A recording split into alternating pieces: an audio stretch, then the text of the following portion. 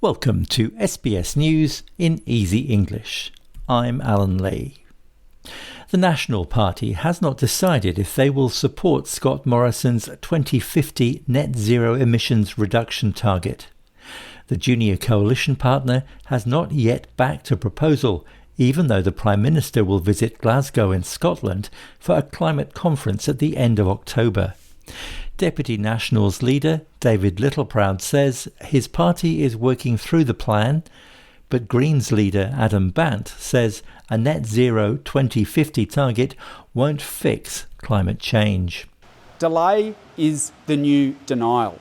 The whole point of the Glasgow Climate Summit is to lift ambition now by 2030 before it's too late. If we don't cut pollution by 2030, then it will be too late to stop runaway climate change.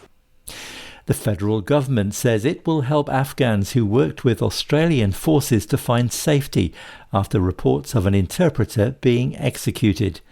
An Afghan army officer who worked with the Australian Defence Force as an interpreter is said to have been killed, highlighting the dangers of the Taliban's control.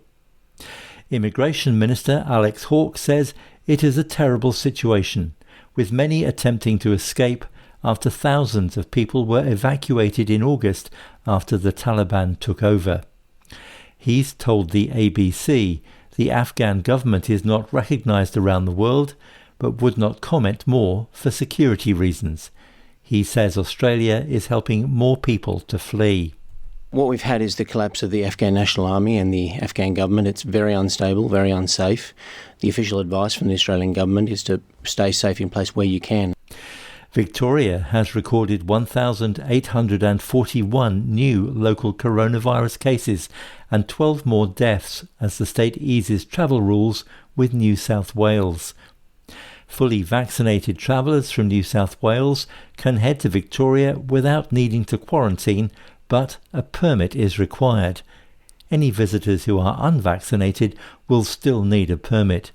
They must isolate and get tested for COVID-19 within 72 hours and wait for their result. The New South Wales government says a safe return to tourism in the state is important to restore the industry following the coronavirus pandemic. More than 92% of the eligible population has had one vaccine dose.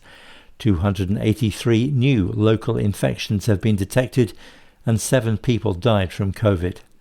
New South Wales Premier Dominic Perrottet says a safe opening is critical for the state, as well as sending a signal to other states about its success. What we want to do is have the settings in our state that ensure that, firstly, when overseas arrivals come, whether you're a tourist, an international student, or a returning Australian, that you're not inconvenienced. No one's going to travel to Australia if you've got to sit in a hotel for 2 weeks and you can't leave. So we have resolved that issue. From November the 1st, fully vaccinated people coming from overseas to New South Wales will not need to quarantine, but unvaccinated visitors will still need to enter a hotel. 2 people have died in a shooting on Wednesday at Guildford in Sydney's southwest. New South Wales police say they responded to reports of a shooting this morning and found a car with 2 men inside. A crime scene has been established as police respond to the incident. In sport, the federal government has made clear tennis players hoping to take part in the Australian Open will need to be fully immunised against COVID-19 to take part. Last year's champion, Novak Djokovic, won't disclose his vaccination status, and Victoria's Premier, Daniel Andrews, has warned sports stars who are not protected won't receive a visa. Victoria recently introduced a vaccine mandate for professional athletes, so it's unclear whether the Serbian player will return to Melbourne for the tennis next year. And that's the news in Easy English. I'm Alan Lee.